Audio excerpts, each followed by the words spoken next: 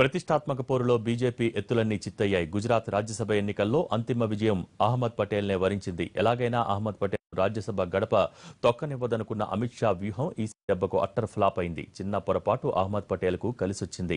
కాంగ్రెస్ కు చెందిన ఇద్దరు ఎమ్మెల్యేలు రాఘవ్జీ భాయ్ పటేల్, భోలాబాయ్ గోహిల్ ఓట్లు వేసిన తర్వాత బీజేపీ ఏజెంటుకు చూపించారు.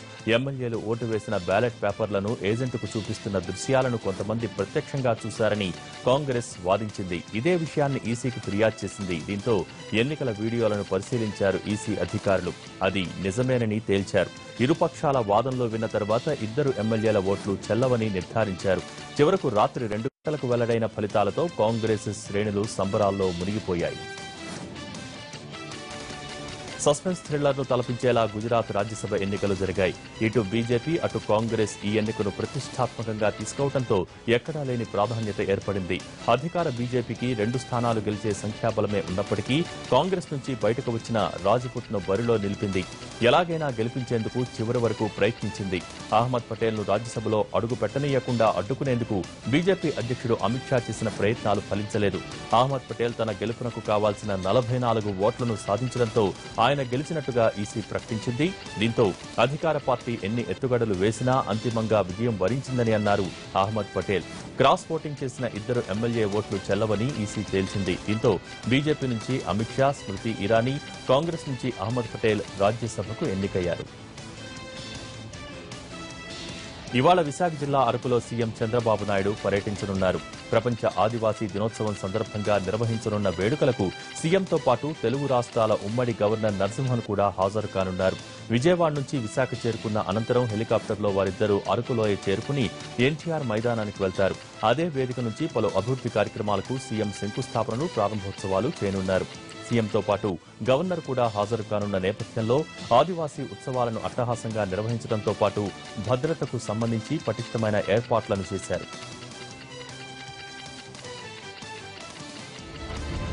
అమరావతిలో విద్యుత్ సౌధ ప్రారంభించడానికి వచ్చిన గవర్నర్తో ఏపీ సీఎం చంద్రబాబు గంటసేపు ఏకాంతంగా భేటీ అయ్యారు. విభజన సమస్యల్ని ఆయన దృష్టికి తెచ్చారు. కేంద్రం దగ్గర పెండింగ్ లో ఉన్న సమస్యలు పరిష్కారం అయ్యేలా చొరవ తీసుకోవాలని చంద్రబాబు గవర్నర్ను కోరారు. 9, 10 షెడ్యూల్లో ఉన్న సంస్థల ఆస్తుల విభజనను ప్రస్తావించారు. కేంద్రంతో మాట్లాడి సమస్యల పరిష్కారానికి కృషి చేస్తానని చెప్పారు గవర్నర్. ఆంధ్రప్రదేశ్కు షాక్ ఇచ్చింది కేంద్రం.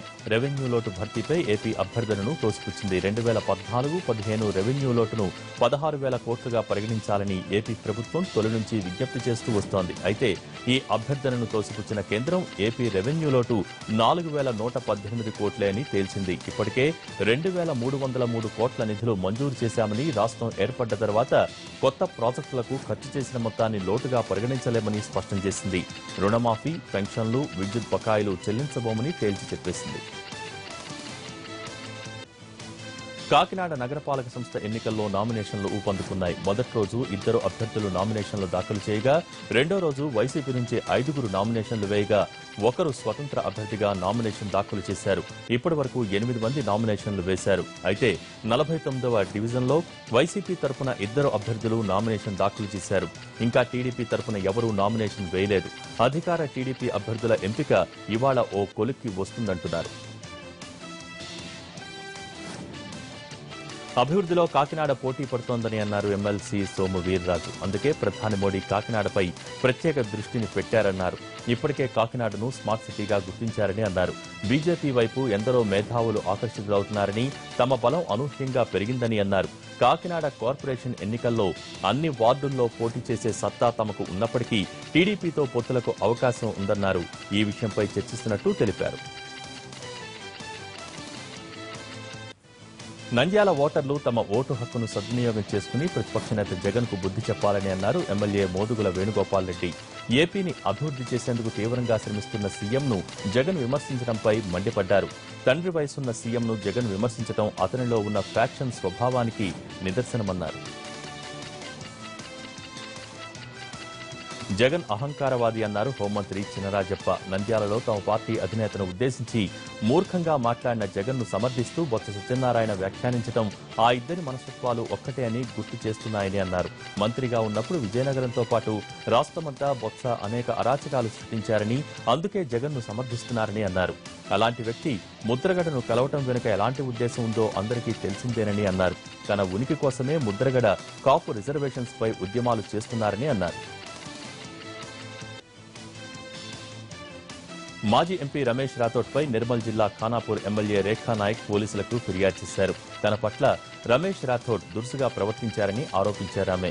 ఈ నెల 10న సీఎం పర్యటనపై చర్చించేందుకు R&B గెస్ట్ హౌస్ లో నేతల సమావేశం జరిగింది. ఈ సమావేశంలో రమేష్ రాథోడ్ తన పట్ల అభ్యంతరకరంగా ప్రవర్తించారని ఆరోపించారు రేఖా నాయక్. రమేష్ రాథోడ్తో తనకి ప్రాణహాని ఉందంటూ పోలీసులకు ఫిర్యాదు చేశారు. మరోవైపు మహిళా ఎమ్మెల్యే పట్ల అభ్యంతరకరంగా ప్రవర్తించిన మాజీ ఎంపీని వెంటనే అరెస్ట్ చేయాలంటూ స్టేషన్ ముందు ఆందోళనకు దిగారు ఎమ్మెల్యే అనుచరులు. ఓపెన్ కాస్ట్ గనుల్ని ఆపాలంటూ డిమాండ్ చేశారు జేఏసీ చైర్మన్ కోదండరాం. మంచిర్యాల జిల్లా జైపూర్లో పర్యటించిన ఆయన ఇందారం నుండి జైపూర్ వరకు నిర్వహించిన బైక్ ర్యాలీలో పాల్గొన్నారు. తర్వాత బహిరంగ సభలో ప్రసంగించిన కోదండరాం ఇందారంలో ఓపెన్ కాస్ట్ గనుల్ని ఆపాలని, వ్యవసాయం చేసేందుకు రైతులకు భూమి సాగులోకి ఉంటుందని చెప్పారు. సింగరేణి పవర్ ప్లాంట్లో భూములు కోల్పోయిన కుటుంబాలకు ఉద్యోగాలు కల్పిస్తామన్న సర్కార్ ఇప్పటివరకు ఆ హామీని నిలబెట్టుకోలేదని విమర్శించారు.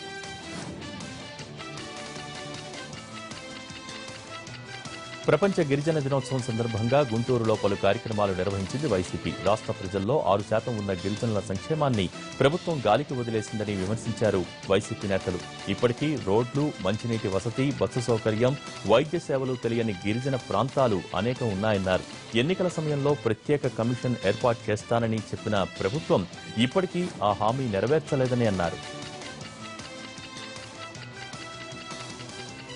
భువనగిరి జిల్లా కేంద్రంలో జరిగిన పార్టీ సమావేశంలో కాంగ్రెస్ నేతలు తలలు పగిలేలా కొట్టుకున్నారు. దేవరకొండకు చెందిన Congress ST cell president Jagannath Nayak, మాజీ జడ్పీసీసీ సభ్యురాలి భర్త నారాయణలు సమావేశం జరుగుతుండగానే ఘర్షణ పడ్డారు. ఇద్దరూ తీవ్రంగా కొట్టుకున్నారు. తలలు పగిలి రక్తం ఊరుతుండగా అక్కడి వారు వారిని వెంటనే ఆసుపత్రికి తీసుకెళ్లారు. ఎస్సీ సెల్ జాతీయ అధ్యక్షుడు ప్రశాంత్, సీనియర్ నేత మల్లు రవి సమక్షంలోనే ఈ ఘటన జరిగింది. మహిళల్ని ర్యాగింగ్ చేస్తే వారికి కఠిన శిక్షలు తప్పదన్నారు Guntur range DIG KVV Gopalarao. Ragging కు పాల్పడే వారికి 10 ఏళ్లు శిక్ష పడేలా కేసులు నమోదు చేస్తామన్నారు. ఒంగోలు వచ్చిన ఆయన జిల్లా ఎస్పీ కార్యాలయంలో ప్రెస్ కాన్ఫరెన్స్ ఏర్పాటు చేశారు. ర్యాగింగ్ పై అవగాహన పెంచేందుకు యాంటీ ర్యాగింగ్ పోస్టర్లను ఆటోలకు, బస్సులకు అతికించారు. ప్రస్తుతం జిల్లాలో లా అండ్ ఆర్డర్ పరిస్థితి మెరుగుపడిందని అన్నారు. సీసీ కెమెరాలను జిల్లా వ్యాప్తంగా ఏర్పాటు చేసి నేరాలకు, ప్రమాదాలకు అడ్డుకట్ట వేసే విధంగా ఏర్పాట్లు చేస్తున్నట్టు తెలిపారు. అనంతపురం జిల్లాలో పర్యటించారు సిపిఐ రాష్ట్ర కార్యదర్శి రామకృష్ణ. ఆయనతో పాటు కరువు పరిశీలనా బృందం కందుకూరు, రాప్తాడుల్లో పంట పొలాల్లో పర్యటించి రైతుల సమస్యలు అడిగి తెలుసుకున్నారు. పంట దిగుబడి, వర్ష ప్రభావంపై తెలుసుకున్నారు. పంటలు వేసిన రైతులు దుర్భర పరిస్థితుల్లో ఉన్నారన్నారు రామకృష్ణ. గ్రామీణ ప్రాంతాల్లో ఉన్న రైతులు, ప్రజలు తీవ్ర ఇబ్బందులు పడుతున్నారని, ప్రభుత్వం మాత్రం వారిని ఏమాత్రం పట్టించుకునే పాపాన పోలేదన్నారు. వేల కోట్ల విలువ చేసే ప్రభుత్వ భూములు కబ్జాలకు గురైన విషయాన్ని వెలుగులోకి తెచ్చినందుకు ఉన్నతాధికారులు తనను విధుల్లోంచి తప్పించారని అన్నారు ల్యాండ్ సర్వేయర్ కృష్ణ. మేడ్చల్ జిల్లా మేడిపల్లి మండలంలో ల్యాండ్ సర్వేయర్గా విధులు నిర్వహిస్తున్న తాను మేడిపల్లి మండలంలో జరిగిన ప్రభుత్వ భూ అక్రమాలపై నివేదిక సమర్పించినట్టు తెలిపారు. కబ్జా జరిగిన భూ వివరాల్ని తెలిపినందుకు తహసీల్దార్ తనను సస్పెండ్ చేశారని ఆవేదన వ్యక్తం చేశారు. కబ్జాదారులకు కొమ్ము కాస్తున్న అధికారులు, రాజకీయ నేతలపై చర్యలు తీసుకుని తనకు న్యాయం చేయాలని ప్రభుత్వానికి విజ్ఞప్తి చేశారు.